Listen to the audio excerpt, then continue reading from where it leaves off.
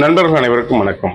ஒரு ஜாதகத்தை திருமண பொருத்தல் நினைக்கும் பொழுது ஒரு ஜாதகத்தில் சூரியன் சுக்கிரன் அதிக இடைவெளியும், இன்னொரு ஜாதகத்தில் சூரியன் சுக்கிரன் அஸ்தமனமாகக்கூடிய அளவுக்கு நெருக்கமும் இருக்கும் பொழுது கட்டாயம் அந்த ஜாதகங்களை இணைக்காதீங்க.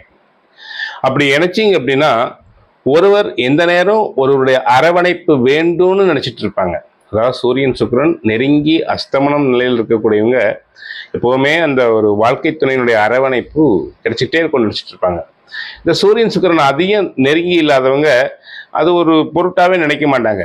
பார்த்துக்கிறேன், வர்றேன், குடும்பத்தை பார்த்துக்கிறேன், இவ்வளவுதான். அவங்க பொருளியல் உலகத்தை நோக்கி நடந்துட்டு இருப்பாங்க.